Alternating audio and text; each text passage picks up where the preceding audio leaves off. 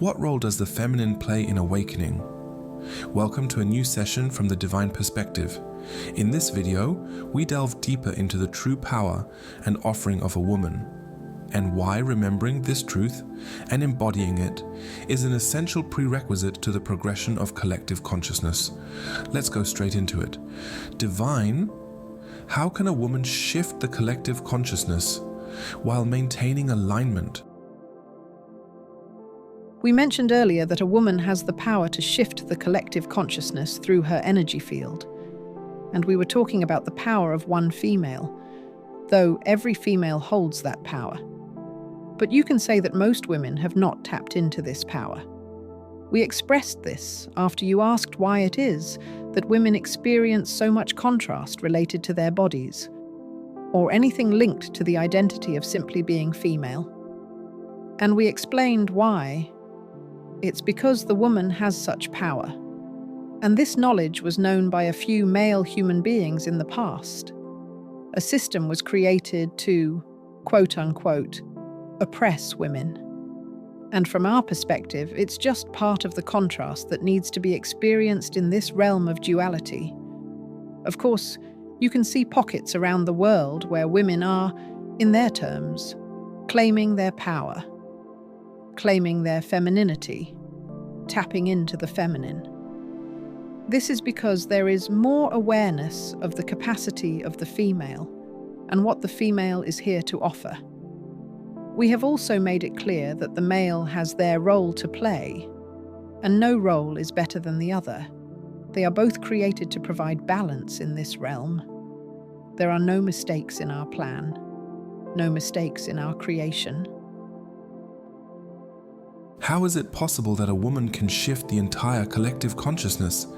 Is that through the connection of her womb? And what is the main contrast that is preventing women to connect with their full potential of their creative power? So it's not the womb specifically. It's that the female is created in general to be a receptor. Of course, the male as well can receive energy and emit energy. But in general, the woman is created to receive energy and to nurture, to give birth to that is new. So the woman gives birth to what is new. So creation comes through the woman, the female. And again, we will repeat, when we say a woman, we don't mean specifically the gender of a woman. We were talking generally of a female body, the female anatomy, and the female energy as well. It is created to give birth, and to give birth to new ideas, to new projects, to new systems, to everything that is new. And how does collective consciousness shift? If you think of collective consciousness in terms of cycles, so how does creation begin? Of course, it starts with contrast. That sits in the root. So in general, think of it as creation begins with an experience of contrast. And this contrast pushes one to want a yearning, to want something different. And it creates this intention to live a different experience, to have a different experience. And then this yearning turns into a very strong intention that leads to action. And then manifestation comes to be in this physical realm. In short, that is the process of creation. Of course, it goes through all the chakras, through oneness as well. That's where you create, you can say, the most magnificent creation. But it's that collective consciousness shift through cycles. And the cycle always starts with contrast, moving into yearnings and intentions, and then action and manifestation. In general, we're simplifying it. And it is not through the male that this creation comes to be. The male plays a very different role in terms of creating structure, in terms of, you can say, directing this energy of creation, in terms of, we would not use the word protection, but providing balance, providing stability, providing the energy of support. It's like creating a home. If you think about it metaphorically, the energy of the female is, let's say, that it's the creation of a child, for example. That is her energy. creation. But then what does that child need? It needs a home, right? It needs a system. It needs structure to come to know its light. And that's what the male is here for. And we're speaking again in terms of energy, the energy of the male. So they both come into balance in this realm to provide the most magnificent unfolding and journey. And so why is it that the female has more power in shifting the collective consciousness? It's because you can say it is through the female that the cycles begin. Why? It is because of yearnings and creation. It's not that the male cannot experience that, but when it comes to collective consciousness, in terms of yearnings and intentions, a lot of the energy flows through the female. So you can say the first few stages of cycles of shifts that lead to collective shifts in consciousness, they happen through the female. The energy that comes through the male, you can say, takes place at a later stage. It's not that they don't have a role to play, but it comes at a later stage. I've often heard in spiritual circles that women awaken first, and then men follow, but I couldn't help but feel that this sounded like another form of patriarchy, putting the responsibility on women while men weren't held to the same standard of inner work. From the divine perspective, what is the true balance here? You're seeing it as there's patriarchy and the female is responsible. From our perspective, it has nothing to do with that. It's not a responsibility. It's that the female was created to receive energy. It is through her that the cycles of shifts begin. It has nothing to do with anyone being more responsible, or one person carrying more of the load.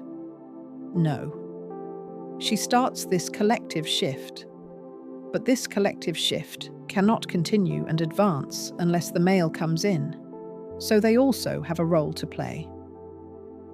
When a cycle begins, and most of the energy comes through the female energy system, then the advancement, or getting deeper into the cycle, can only be through the male's role. Does that make sense? So naturally, there is a balance. What we were saying is that the female has the power to spark and start that shift. Does that mean that it can't happen through the male? Of course it can. All human beings can receive and emit energy, but the male and female energy systems are created for different purposes, and they complement each other. No one is more important than the other. No one's role is more important. But the reason we said the woman holds that power is for you to understand that it's not the man oppressing women in your perspective, or shaming the body of a female, etc. It's because, like we've said, there was an awareness that the female can shift collective consciousness. And it's not a responsibility, it's her natural way of being. By just being, that shift happens. Just like when the male is just being, you get deeper into the cycle of shifts. It feels like shame is one of the biggest blocks for both women and men in stepping into their power. It's almost like this collective shadow energy that keeps the cycle going, and it's really hard to let go of. How can we fully release shame or understand what it's here to teach us as a collective? It's not going to just fully be released. It's a transition that happens over time and space, the two main variables of duality. And how do you release shame? By remembering who you are, that's the only way. Because when you know who you are, then shame is automatically transmuted. You don't even need to consciously work on it. That's a byproduct of knowing who you are. Instead, when you forget who you forget your power, you forget your divinity, that you fall into this, you call it shadow of shame. Of course, from our perspective, we are neutral towards it. It is there for a purpose.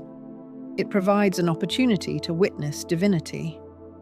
It provides an opportunity for people to reflect and think, why do I feel shame? What is it telling me? Do I want to live with shame? Does shame serve me in any way? Why is sexual abuse against women still such a widespread issue in our world today? And what's the deeper divine perspective behind it? What we would say is that's a perspective. There's a lot of sexual abuse also happening with men, from the female and from the male community as well. Both. You can say in the past there was more of a dilution or like a separation, but now there is actually almost a balance. It's from some people's perspective that they view it that way. But if you zoom out, and actually, if you look at the average experience of sexual abuse worldwide, there is a balance. A lot happens to men as well. But some people are just not aware of it, and it hasn't been part of their experience. It used to be that way, but not anymore. And you can say one of the reasons that it's not there anymore is because, in general, there was an anger that the woman had against men. And that anger is now reflected in the collective consciousness as, we won't use the term revenge, but it's that a lot of times, as part of contraction, you end up experiencing the shadow that we would not use the word inflict, but the shadow that one experiences from you is always mirrored back to you. Does that make sense? So, for example, if you decide to lie, which is an act of separation, then there's a shadow energy or a low frequency energy that was emitted through the heart chakra into the astral realm. And then this manifested in your physical reality. And what happens? This energy bounces right back into your being. So you can say in the past, a lot of women had to experience sexual abuse. A lot of anger was, you can say, emitted in the astral realm. And now it is reflected in the male community, where sexual abuse is more prevalent in the male community than it has ever been in the past. In fact, has it been there in the past? Of course. But a lot is happening, and a lot of it is not shared with people. People are silent about it. There are communities where people feel safe to share. But you can say this sexual abuse is one of the most experienced stories with, you can say, utmost shame. So there are a lot of stories that come with shame. For example, things that happen in the home with the family, or stories that happen, for example, between partners, or experiences related to, let's say, losing money, as an example. They all come with shame.